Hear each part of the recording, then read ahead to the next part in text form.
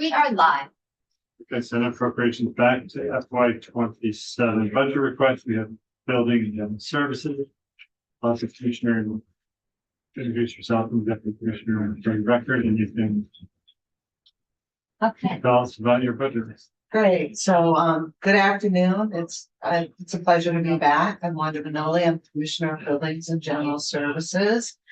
And I will let you introduce yourself, Emily. Hi, I'm Emily Kasicki. I'm Deputy Commissioner of Buildings and General Services.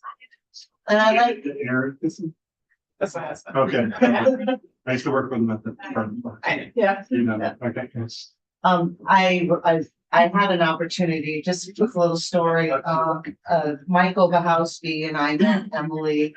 And she was working for the legislature as a staff person while she was transitioning with her. I think you're waiting to get your, I was studying for the Vermont bar exam. And- Back to Vermont, yeah. and Obi and I just, we made a great connection. And so Emily came and worked at BGS with Obi and I, and did some really great special projects and some unique work. And when I had the opportunity to come back to Buildings and General Services a little over a year ago, I ran into Emily at the Joint Fiscal Ice Cream Social. I said, "Hey, oh my gosh, what are you doing?" And so it's a wonderful relationship. We work really well together. We both have some history. We both have, lots of ideas, and we're really split and conquer. And even when we talk about the budget, I think there's areas that Emily has really invested in learning. She's really focused, and every deputy needs to understand HR. So that was her first real big task. But I always look at the deputy commissioner as the person who manages those day-to-day operational pieces. So I just wanted to express that, and I'm very thankful to have her here with me. And how long is it? It will be, it was a year in December. And prior to that, I was at Department of Financial Regulation for a decade. And before that was at BGS. And you're supposed to say, and you're loving it, right? And I'm loving it. You're supposed to ask that question, Senator. So let's get going if we can, and I have my notes. So you have received from the agency the full detailed budget book. I have done a PowerPoint that I like to walk through to highlight and cover the items that I believe you're going to ask. We know you may get into specific details. We can be available after or at some point if you want to do follow-ups. But I am not walking you through every up and down and every piece of the budget, okay? So is this, we don't have this. We sent it. Yeah. They're not long yet. We got it. Hmm. Right there. I just have the budget, maybe if I read first. So I just like to remind everyone that, what is the purpose of BGS? And it's really providing essential resources and services to state government. So they can, and our partners and our visitors, so they can accomplish their mission. We really focus on quality service and customer satisfaction. And I think it's also important that I think some people always see buildings and general services. Would you like me to pause for a minute, Senator? Oh, it's just like it's part of it. And, sorry, okay, I figured it out. Yes. I like to just point out that, like many people always see buildings and general services about the construction or the maintenance and the custodial piece. And that is the largest piece of this department, but we also, we provide so many other services with postal print. You're going to hear about them in information centers and areas that sometimes people just don't connect with buildings and general services, because I think hence the name Building and General Services. Next slide, please. This is just in our budget book, there's detailed org charts. This is just a snapshot, and I apologize, our curator. So the David Sheets, who's the curator, he's actually he's with the bubbles where the legal, financial, and policy are. And this is just a snapshot because we have over 300 employees, and our org chart is very detailed. So next slide, please. These are just some key areas of focus that we have. I'm not going to read them to you because we're going to talk about them a little bit as I go through the slides, but it's in the slide. So here we go. And I'm looking up there because I think you all are. So this is our 27 proposed budget. We have the commissioner's office and 6 divisions.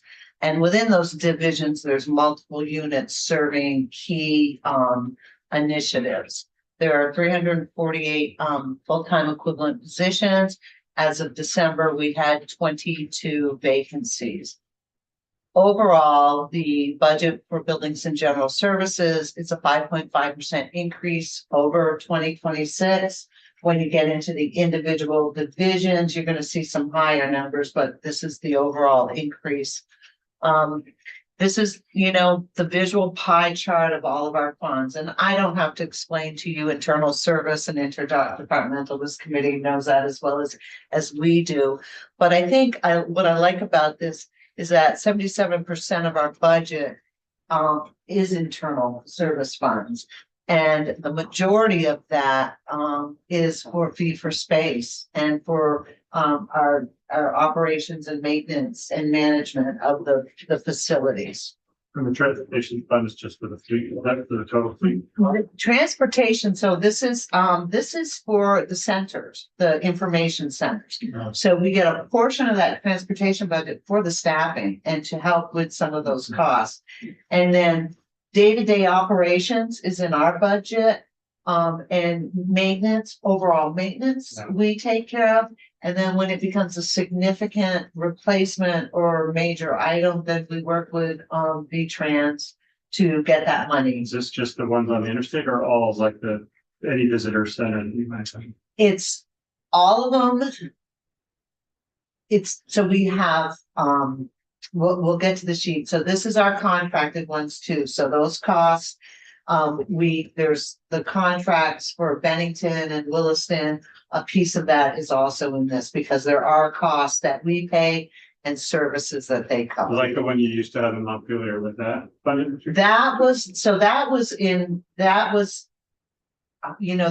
That's a great question. I don't know if that was just in our operation cost for the commissioner's office, because it was really it was the office of information centers, and then we had just the staff that were in there on the bottom. But yes, or since we brought it up, are you going to open a new one in Montpelier? I think there's people in Montpelier would love that. Yeah, so I really want to say I've had I really worked well with Montpelier Live. We've had some great meetings. Working with Katie Trouts. The building that is currently on State Street, I don't know if they've talked about it. I had it's vacant, right? It's vacant, but there's a kiosk out there. So we painted it, we cleaned it up, we changed the marketing, worked directly with Montpelier, with Katie Trouts, and we created new signage and some scanning abilities to help promote downtown Montpelier, because people are still stopping there. So while I understand there's not a building and there's not staff, I understood the importance. And I know that they really appreciated it. So, instead of us, because nothing was being done. So at least if we've got this little outdoor kiosk and this visual thing, let's brighten it up and let's make it usable. I think it's important, and this is a generic statement, so I'm not trying to hide anything. All of you know, even from your communities, we are still at the administration. We've been working through the process with FEMA, putting in our application. We have to estimate everything and, and going through the application process, and they're coming back. So no specific plans, right? Because it's going to depend on either do it or not do it. We may do it, but it may look different, right? Because depending on what comes as a result of the offer and the final negotiation with FEMA we have to look at the conflicts in full. And one of the things I just like to say, and I'm a little passionate about it because I see how people see these buildings are just sitting there. The flood was systems and basements, and it's the stuff you don't see. And I know some of you have all experienced it. So when you drive by the building, you go, why is it empty? Well, because there's nothing to support it. Right. And everything in Montpelier is just deep beneath the ground on all of these facilities. So again, a little passion. Where are we with FEMA? Can you give it? So what I can tell you is I work very closely with Doug Farnham, and I have project managers that are on it. We work with Guidehouse, and we're putting our estimates together. We've completed the majority of all of our applications, right? We're looking at what the cost and the replacement value is. Those have been submitted to FEMA. They're doing requests for additional information, so there's communication coming back and forth. I think Doug could come in and give you some specifics on where it is, and I would prefer that he is. We hope that they're going to give us an offer at some point sooner than later, so we can start negotiating. You have no idea when. I think the anticipated goal is March, but I don't have the specifics on that. For starting negotiation or to get a response? To get a We submitted our course under section 428. We submitted an application, and there was an extension granted, actually two, really to give FEMA time to process that application. It's taken quite a long time, and there's quite a lot of information and work that has gone on behind the scenes. And I want to compliment, our BGS team who've been putting in a tremendous effort getting that together. So that's been submitted. We're going back and forth right now with some requests for information. The latest extension was through mid-March, at which time that's the timeline for us to accept an offer from FEMA. So we're expecting an offer before that, is our anticipated timeline. It'll be like a total dollar number. That is our expectation.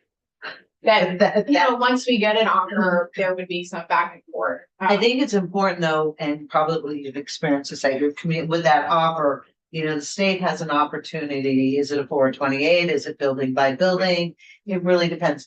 We don't have that information to truly go through it. So I can't sit here today and say, this is the way we're moving because we're still waiting. And then if we disagree, what does that process look like? And yeah, so thank you. So just to clarify, so this is negotiations for potential buyout. Is this what? No, this is the cost to restore our functionality. Okay. To our operations within the complex. And so with that, I mean, I'm recalling that in order to rebuild in Montpelier, that there was at least a local ordinance about raising utilities above the flood level. And so especially, we mentioned we talked about utilities being flooded. I'm assuming you're waiting to do that work. Right. No, we have our buildings operating basically on either backup systems or temporary units. So all of that's a part. And I think Doug really should come in and talk to you about the details, but I think you may be referring to the park and then we have flood mitigation. There's so many elements to this.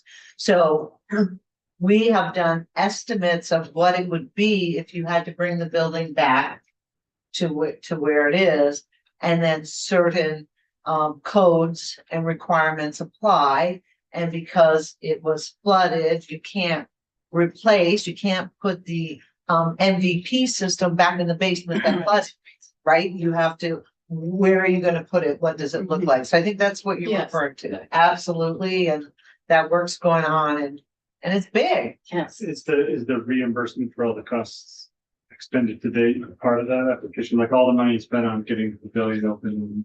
So Doug, this is what this, I know that we have insurance money, we have tracking and there's other dollars. And so I don't have the detail on that and Doug really should come in and talk about it. Yeah, and there's different categories for like temporary costs, like when we had to relocate certain functions into lease space, et cetera. So there's different categories of what we've expended to date. And again, the recovery office. And I'm not trying to not answer the No, I- question. My team, this is what the good partnership with Doug Farnham and, and with BGS. My team's been focusing on the engineering and that design and moving those, getting that detail together while he has the oversight of moving some of the other pieces.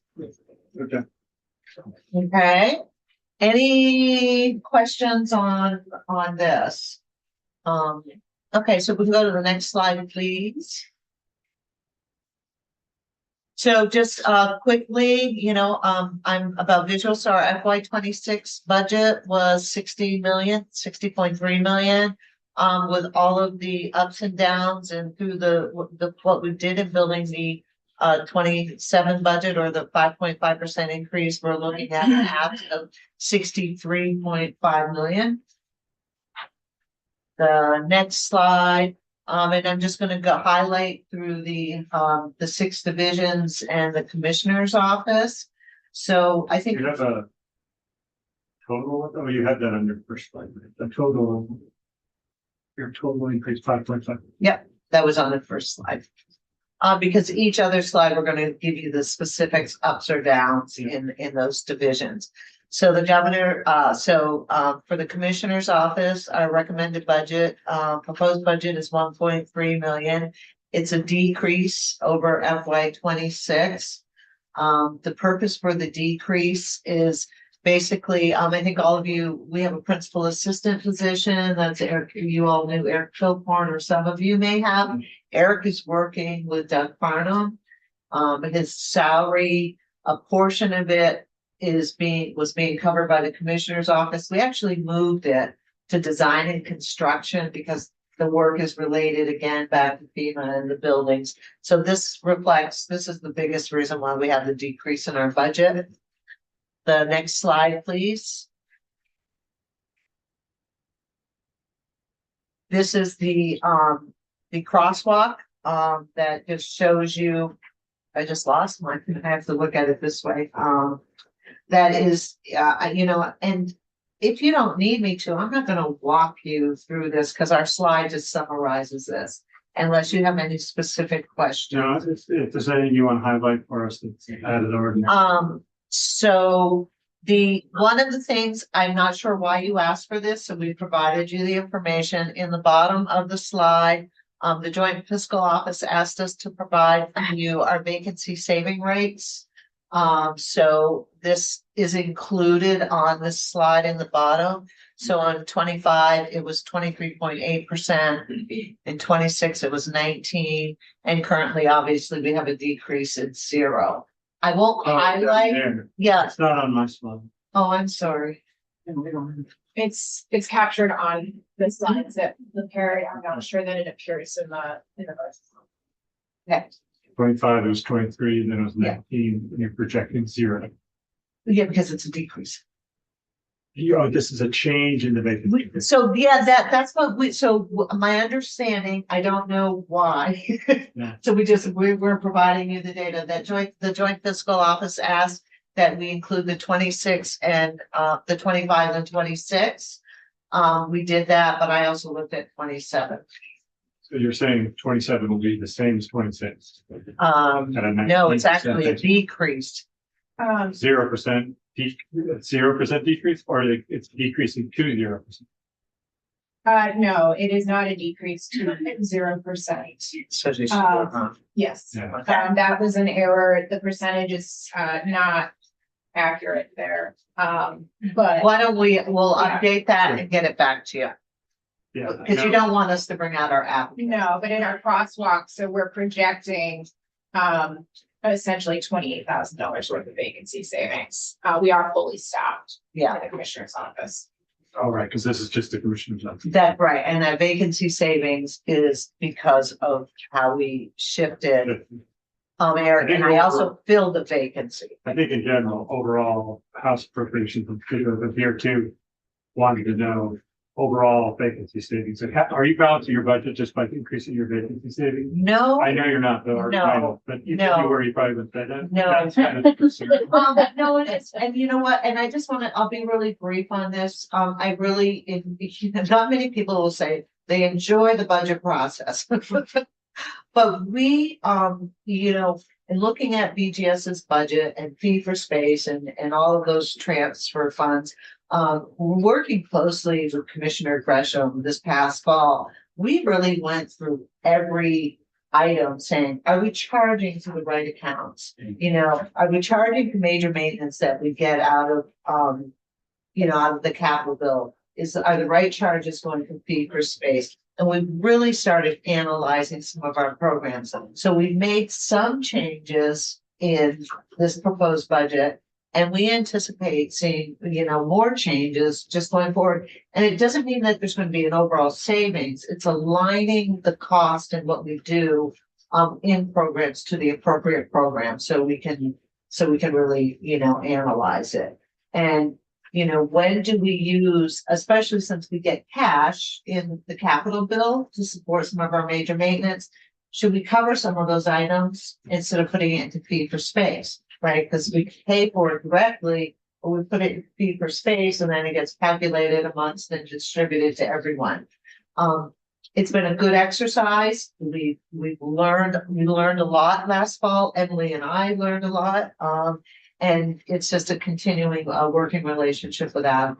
And we did specifically take a close look at vacancy savings and whether those targets were consistent with our actual experience. So that's some of where, again, like fee for space, we looked very closely at, and that's also our largest staffing division. So, you know, that's where we wanted to make sure, and that's where you'll look at the side, there is an increase in that item. And again, part of that was making sure we were really targeting a realistic vacancy savings number. So that will be the response to House appropriations. I have questions, but if you're still going on, I can hold my question until, I actually do have to pop out at 2:30, so maybe I'll ask my question now. Sure. That's fair. So I realize this may be separate, but I'm just gonna bring up, Yeah, very good. indeed, is that Yeah, Well, you know, Emily and I sat there today saying, I'm sure they're gonna ask us about the auditor's report. Well, So- before you go to that, wait, what I would love to understand is where I can find energy numbers. Maybe that's in the capital budget, is that, Here, Oh, it's for the not, energy division? or energy used to, in BGS? so why don't we do a follow-up with some stuff? Why don't we? So first of all, Emily has been taking the lead on the energy, with the energy program for me. She worked really closely with the auditor's office.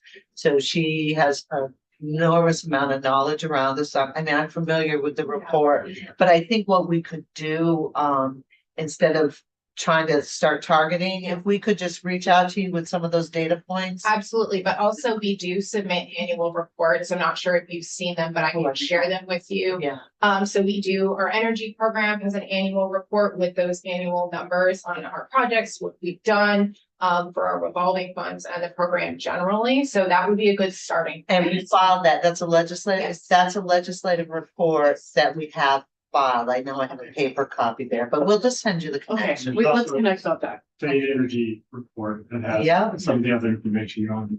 But you might want to just have them in to grill them about the Well, report. that is in part your of the, committee. part of the plan is to invite you in, and we can talk more about We'll it. be but- happy to come in and Okay.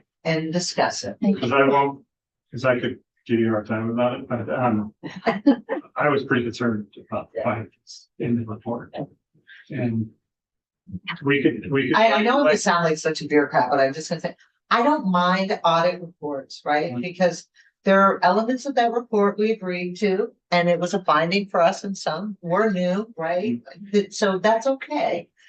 There are maybe some elements that interpretation, we didn't necessarily agree, but it's the auditor's prerogative to write that.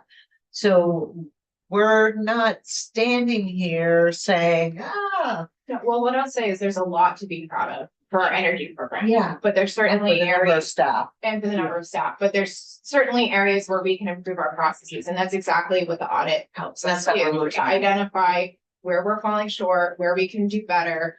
And we'd love to also highlight some of our successes too, when we talk to you. That sounds great. Just because we're talking about vacancy savings, I saw in the report that you had one or two energy project managers. Yes. Vacancies 21. Yeah. Which kind of gets to this vacancy savings. Like, are you trying to fill that position? They Well, are, but yeah, can I just say, I just want to say, these are the positions that are actually in engineering to do energy on new construction and renovation.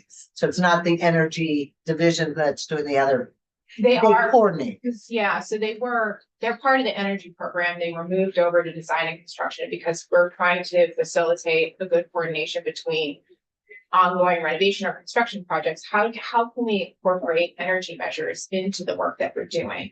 So those positions have been very hard to fill, not an intentional effort to keep the vacancy going, but really that's been something that they've been actively trying to fill. I'm happy to report we just had someone start.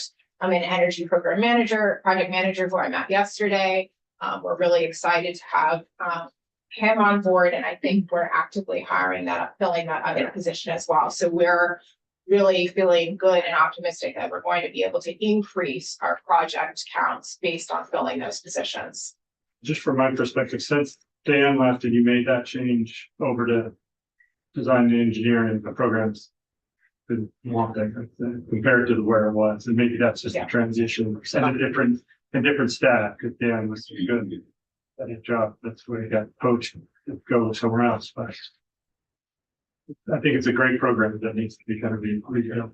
You know, and I just, gosh, I'm really feeling like the historian today. I really appreciate what you just said, because one of Emily's tasks when Obi and I hired her was to create that program, and we have hired Dan. Yeah. And to bring that along. So thank you for that connection. And I think we can move on, but now that the program's is over a decade old, and I think the audit brings us a great opportunity to look at it. Where is it working? Where is it not? And what tweaks do we need to make? So, yeah, great. Yeah. Thank you. You're welcome. So we're gonna move, we'll move right along to design and construction. This is what used to be for engineering. This is a $5.2 million budget in 27. It's a 6.5% increase from 26. And it is the traditional. You're gonna see most of our increases are related to insurance, COLAs and steps. There's 26 full-time equivalent. And we talked about their mission. They assist with planning, design, construction. They support the energy program. They support property management. The project managers support our operations and maintenance team when we're doing larger major maintenance projects.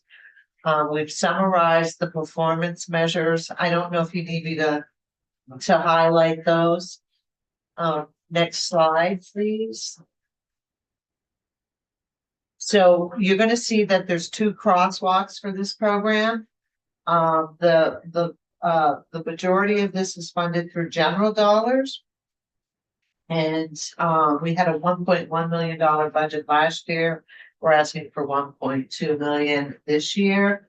And then if you go to the second crosswalk, we also track by capital bill. And this is the interdepartmental transfer. So there are projects that occur out there that are not, we're not budgeted through the capital bill or budgeted in our major maintenance. And there's specific program needs that a department or an agency may need.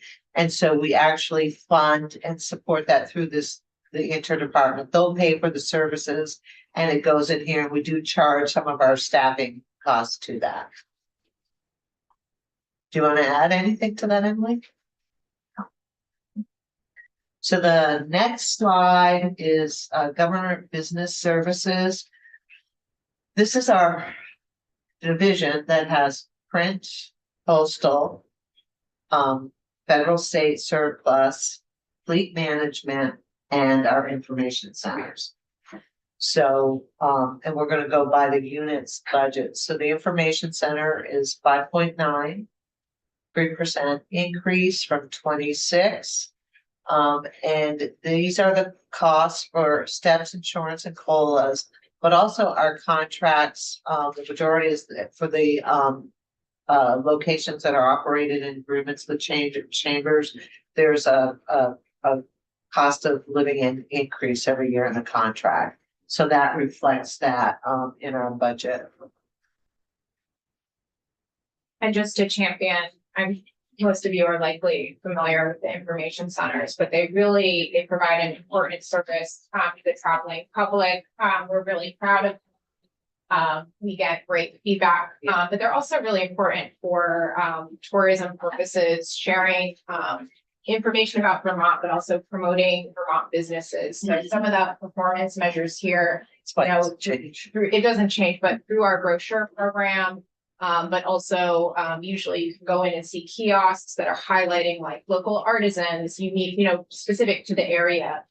So it's really great if you're driving through. Encourage you to stop in. Again, most of the centers are staffed by state employees. Some are through partnerships with Chamber of Commerce.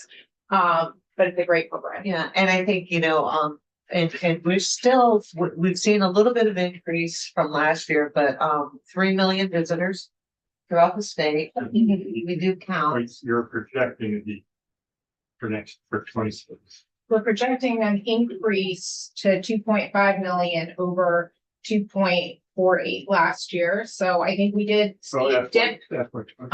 We certainly saw a dip in COVID, right? And so we're slowly seeing those numbers pick back up, but we track that. We get a weekly report out on the numbers, and we have comparisons that can be interesting to see, week to week, how it's changed, month to month, and then year to year. So the FY 26 is an over. So this is still a projection, Oh, or right, the numbers you did. Yeah. Because we No, the heard from projection. an economist that visitors were down on the northern section from Canadians. Did you see that?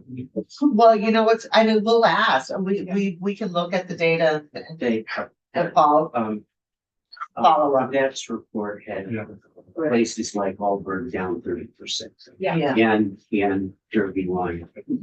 And they said the further you got away from the border, the better it got.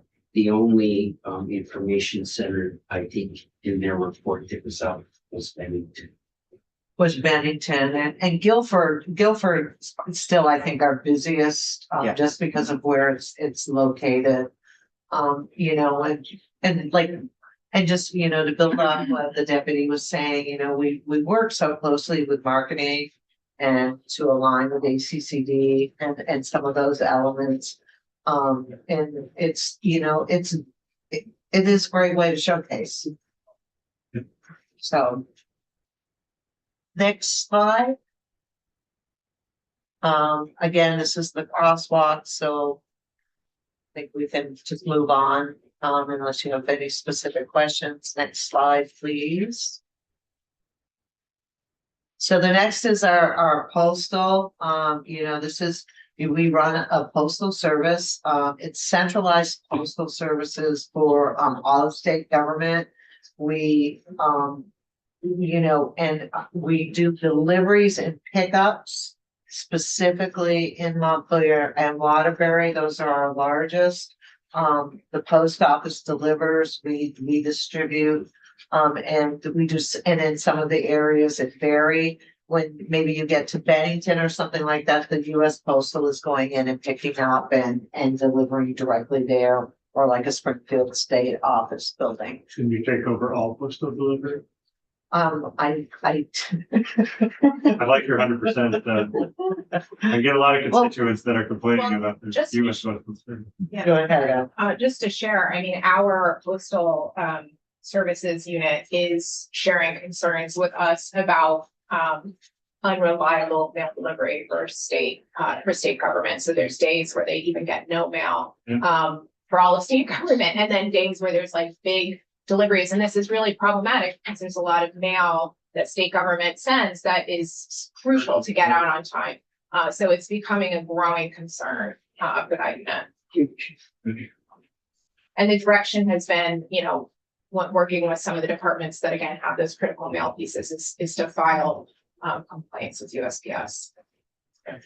And, and I just, I was just having a moment where I think about, some of these divisions that we have.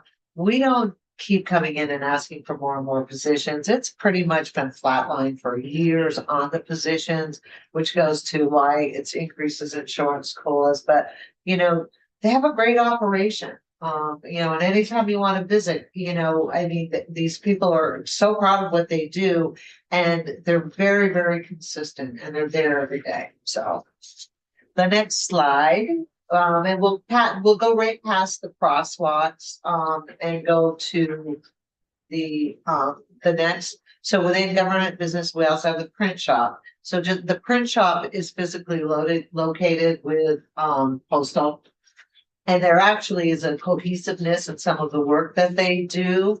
But there are 11 FTs there. We do all of the transactional data printing for Department of Motor Vehicles and Tax and Labor. So checks, when we used to do checks, all of DMV's registrations, all of those renewals, all of the tax data, all of the W-2s for state Is government. that also in Middlesex or what? Yeah, and they're actually all in the same space. So these are really critical to state government. So they're sending files now, they're secure, and then we actually print and they're sealed and they go into the mail or delivered.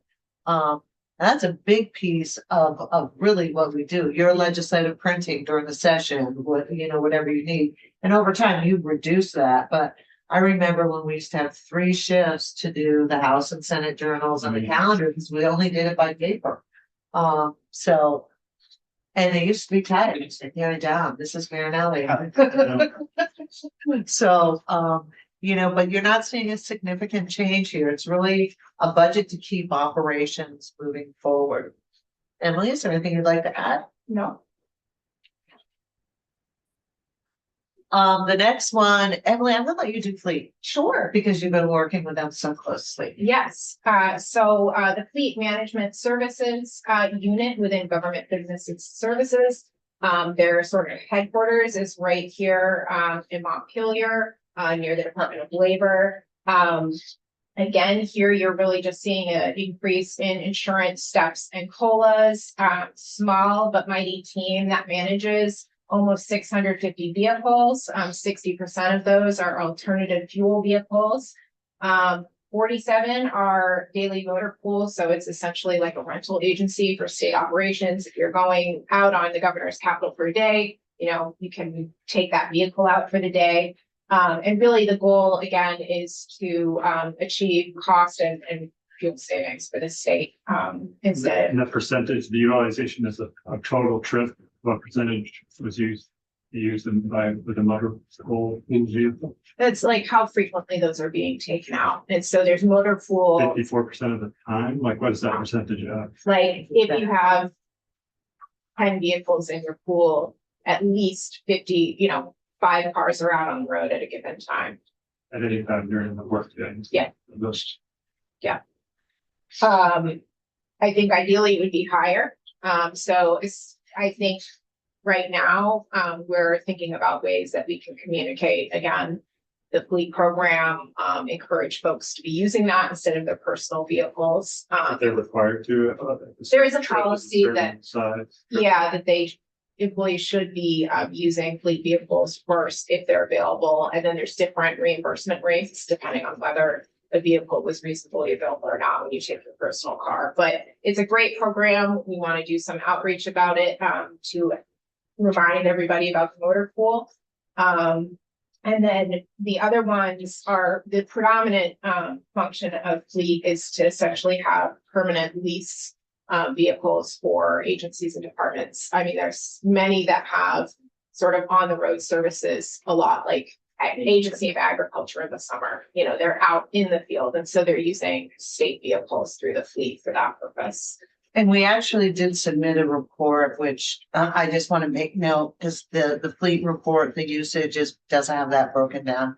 I mean, AHS, DCF is a huge customer of ours and, you know, because they're out working with their clients, right? I think that's, you know, another one. This is fleet separate from the fleet run by AOT. Yes, yeah, there's actually a specific statute that separated the two. So we do help them buy, but, and I don't remember the history, but there was a reason that they managed theirs differently. But their vehicles in the 595, some of their vehicles, for their that are not part of their, fleet that maintains the roads and the bridges and does plowing actually come through us. Our fleet are passenger vehicles, Yes. whereas like specialized vehicles, public safety vehicles. Yeah, we don't do are those either. handled separately. And is this fleet, in transportation, a few years ago, we passed a requirement on, I couldn't remember if it's on AOT's fleet or on BGS's fleet or both, on electric vehicles and hybrid vehicles as a certain percentage. Do you know if your fleet is part of that or? Well, I don't know if it's, we'll look into it, but we have 60% right now. We have alternative, fuel and we do have a We do have breakdown. EVs too, so I mean. we Yeah. can follow That up. includes hybrids, I think. Yeah. Yeah. Yeah, if you could send me that, then. Sure. Yeah. Okay, so it's all energy. Yeah. Any other questions about fleet management? So we'll go to surplus property, state and federal, you know, this is the quiet little program, that is very nimble. But actually provides some pretty large services. So the, you know, the state surplus and the federal, you know, it's where we collect all of the property that is being disposed of. And that we try to resell it or we make it available to the general public. If the state doesn't have use for it. But it is also distributed to municipalities. And I think that's important too. We've really built off on that. And through the state program, you know, we've helped communities, you know, get used snow plows or road graders. And it's really, it's 3 FTEs. But one of the, you know, but it's also a sort of a cross unit. They're all tasked with different things. They oversee and help manage the auction. People don't realize that. So. They also take any confiscated items from the TSA at the airport. We actually just got, is that today? We just had a delivery. We Yeah, just got had a delivery of, Sharks from the airport. Yeah, people love the shark. yeah, there's a fresh delivery out there. Everyone is. Yeah. Yeah, they probably already got there at 6 a.m. Probably, they probably have a list of who to call, right? I They have probably, constituents that go there right on the day that the delivery, when they Yeah. open up. yeah. So where you can get switchblades legally. That little baby's Swiss Army knives. So, you know, they're really customer focused and, you know, it's a state and federal program and, yeah, so I don't have anything else, I think, to add here. Do you, Emily? I do not. And then the next one is the Office of Purchasing and Contracting. So this is a 10.3% increase in their budget overall. And we, the increase is insurance steps, COLAs, and alignment of internal service funds, for existing positions. And, that is in, you know, I don't believe we'll have BT buys, which was the large contracted procurement project that we put in place. It's really this budget. Is it in place? It is in place. We are moving into O&M.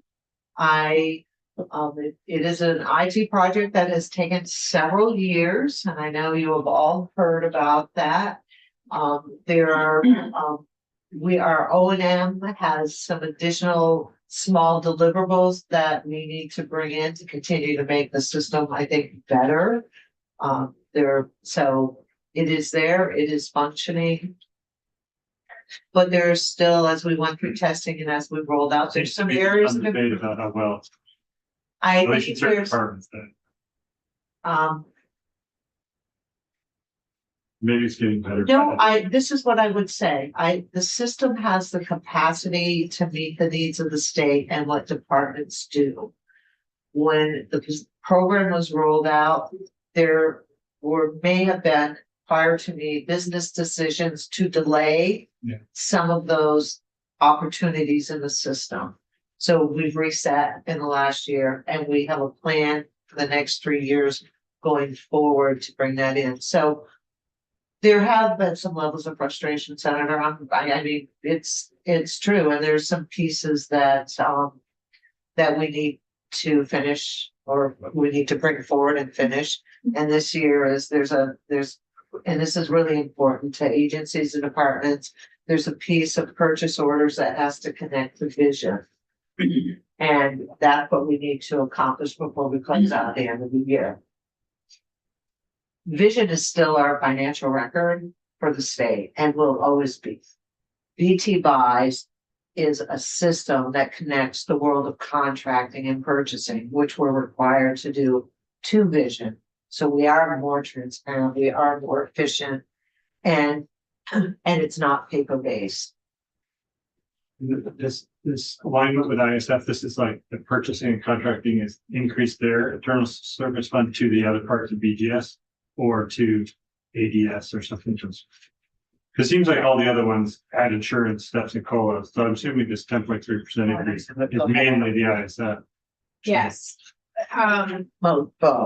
Yeah, so my understanding, and I'm looking at Harley, our partner from FSD, was that for several of the positions in OPC, they were funded on the back end with an ER excess Through receipt. IDT previously, and now they're moving to the vision fund to align with the fact that it's Yeah, But they do service that positions that you have to do access to receipts for. Like, why were you doing it? No, but we have 2 programs that you're gonna see there was an increase where we've changed, where we were doing it at the. I love the description at the back end. Yeah. Yeah. So the positions were there, the cost was there, but we did it through, I think if you could explain how. It's up front. We're being more transparent, saying, Yeah. here's the budget, here's the cost. Kind of correcting the way you were doing it Yeah, to make it Yeah. more effective. and moving those BT buys expenditures to the vision fund is gonna make more sense versus having the separate IDT, everybody paying for it that way. They're paying for it through the vision fund. Which finance management uses for their vision Will there be a, expenditures. is the vision fund include for Mount Buys or Mount Buys will have their own ISF? As far as I understand it, it's gonna combine into the ISF so that it's vision fund, BTHR and BT buys. All of it. That makes sense. and as I said, there's gonna be one other program that's the same that we'll get to. Okay. So moving right along. We're almost done, right? Go ahead, Emily, I'm gonna like do property management. so planning and property management, I would say this is another example of a small but mighty team. This group really handles space for the state, not constructing it, but planning around it. Property space moves, helping to support agencies and departments on what they need within their space, as well as managing our leases. So and also the energy program is officially housed within planning and property management. But the positions are in engineering? No, 2 were. two project managers are within engineering. 5 are in the energy office, and that includes 2 sort of energy program generalists, and then 3 who are specific to the MERP program, the Municipal Energy Resilience Program. And those are limited service. So They're those. in planning and property. So those are the 5 that are within planning and property management. So planning and property management, just some of the highlights again, 89 leases. So that's what agencies and departments are in, privately owned space. So planning and property management essentially acts as the leasing agent. We also they create and maintain the space book. This is I can leave a copy for the committee if you'd like. This is really an inventory of state property, whether owned, leased, or land holdings. So this is a tool that we use to key off our billing for fee for space, and pilot payments to municipalities. So it's a really important document. It gives you all the information about, you know, the property that the state owns and leases. So this is I like to promote this at every opportunity. I assume institutions have a copy. Yes. Consider Norm. Yes, it's funny you should bring that up. Well, Senator Ruth just left. We in judiciary we're wondering today, because of the bill that we're presently looking at is how many buildings does the state of Vermont actually own, lease, procure? Is that all in there right there? Oh, yes, there's The a right in the whole- front, there's Right a there. summary. State owned 234, leased 89 leases. There's also 50 tower leases, for like. Do these include like your little information centers, your on the state park beaches where they got their little. Well, so in this book, and this is something that we added this year after conversations with institutions. There's two sections. One is from A&R. So the property, the property that Emily was just summarizing is what's under BGS. But we did build into this book an inventory that was provided to us by the Agency of Transportation of all of their land holdings and building holdings and A&R. We don't Yes. summarize that and ACCD, they've got historic preservation properties, and military. So And this. A&R. And You read- A&R has their own tab as Yeah. well. So just this year, we brought back a previous practice of including all state inventory. I'm within interested this. in. well, there you It's go. yours. Thank you very much. But the- I but can it- return it. No, it's yours. No, it's yours. But the summary that Emily was just referring to, that is the summary of property under the control of BGS. And I think that's what's really important is AOT controls buildings and lands, ACCD, A&R, and buildings and general services. Can you explain that? That's your second bullet point. There's some little typo there. It said that's about the change in the timing. That's similar to exactly what we were just talking about with OPC. So instead of essentially on the back end covering those positions, it's putting them on the. So it's like a front end. one-time just to correct that. Yeah. We have an increase this year. I appreciate you pointing that out, because we'll modify this, I think, to be a little more consistent when we get to the house. But I remember I said there's two programs we did this in, and those are the biggest increases. Yeah. So property management and OPC. Any other questions here? So fee for space, you know, if you remember when we started out and we look at the pie chart, this is 77% of our budget. This is, you know, the largest, it's $41 million, 5.3% increase. And we're highlighting in this, the increase in cost of utilities and services for maintaining state buildings, and properties. When I started out, I talked about the work with Commissioner Gresham, where we really started getting in. And Emily and I just looking at these budgets and really understanding, you know, what is in there. And so I think, you know, that fee for space, typically we do an excess receipt at the end of the year, particularly for this program. One of the trends that we're seeing, and that we, to my understanding, we haven't really adjusted to over time. There's been a significant increase in our utilities. Electricity, cost of heat, you know, oil and water, sewer, you know, because. And I think a great example is, you know, and what has been shared with me is that, you know, as we had buildings shut down, there was still a base that communities expected to get from the water and the sewer, which supports their budgets. So while we were using less, we were also seeing an increase because, you know, we saw that gap. So we're really working closely with finance to identify, you know, how do we close that gap? How do we get back on alignment? But that's pretty much the main reason for, you know, some of this. Also, safety and security.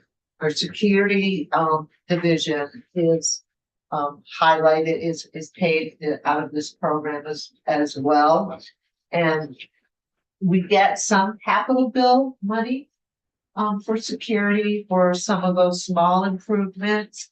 But we also, security oversees the COOP plan. Security does threat assessment. Security works throughout the state with all of our agencies and departments, if there are incidences or if they need special needs. Go ahead. Yeah, environmental health Oh, as well. So if there's a complaint about air quality or something along those lines, that's that team that responds to it. And we have some talented folks who work on that. Uniformed officers in certain locations like Montpelier who provide in-person safety presence to help state employees and visitors, as well as a 24/7 call line. Again, if someone's in their office late at night and they feel like they need an escort, something along those lines, that's available to them. All of our alarm systems, all of our fire systems, Cameras, maintaining that. badge access.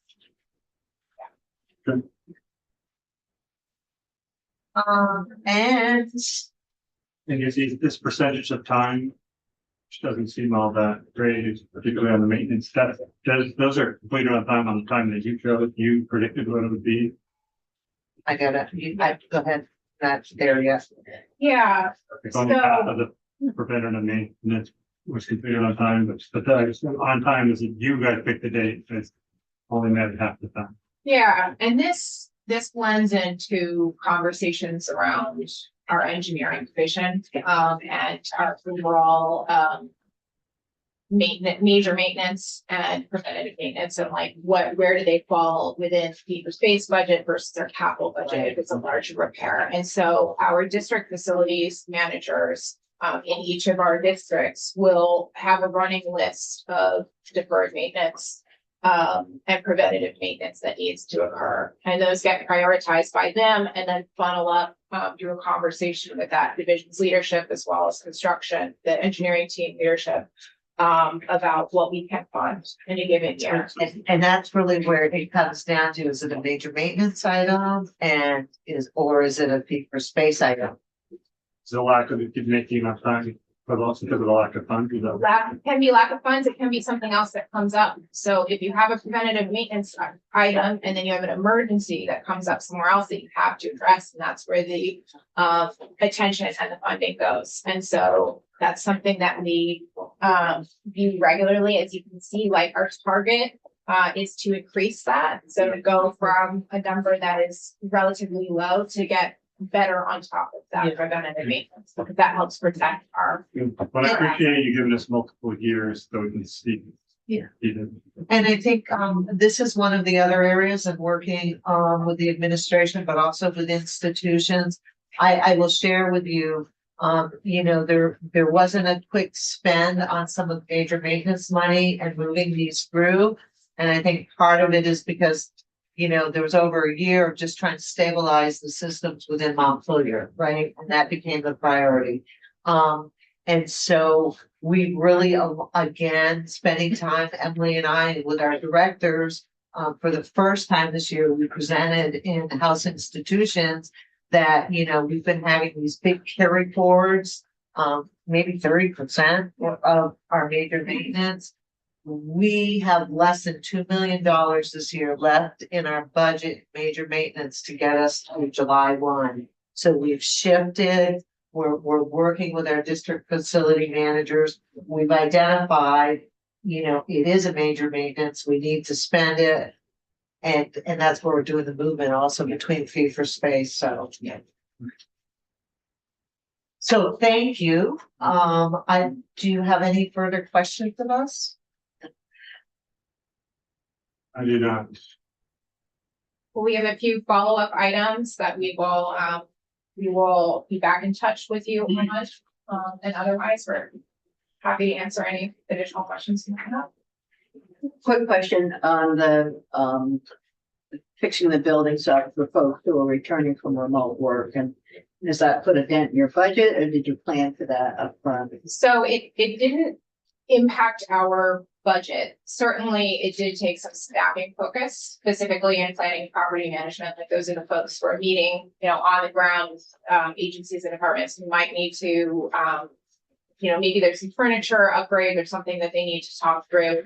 So that's where some staffing time has gone, but our budget didn't change as a result. And I just want to say I got that money from like Department of Health, that money. To lease a new building. but also I think, and this is something that, I'm honored to work with such good people. The buildings all were open and they were being operated at a minimum, but our maintenance teams were still doing their deferred maintenance, still addressing them. So when we moved to coming back, buildings were in pretty good shape, they were good and above. So I think that's why we're not seeing a huge increase, because we had major deferred maintenance, or we weren't cleaning them. Our staff were still going through it. One person was on the floor in a building, the custodians were still cleaning it. They're public buildings. We were still cleaning the bathrooms. And I think, and I'm proud that they were doing that and taking good pride, because, we moved them in and those have been very low, small items. Yeah, and so for us operationally, it wasn't a shift for our department. We have a largely in-person presence as it is. And then we just keep doing what we always do. And again, had to flex up in a few areas to support those agencies and departments who, were coming back from a more remote posture. Thank you. Commissioner, last question, to try to get you in trouble. Which is a better department, DMV or BGS? I'll hear it there. Okay, no, so, my heart's always been with education, right? That's where my journey started.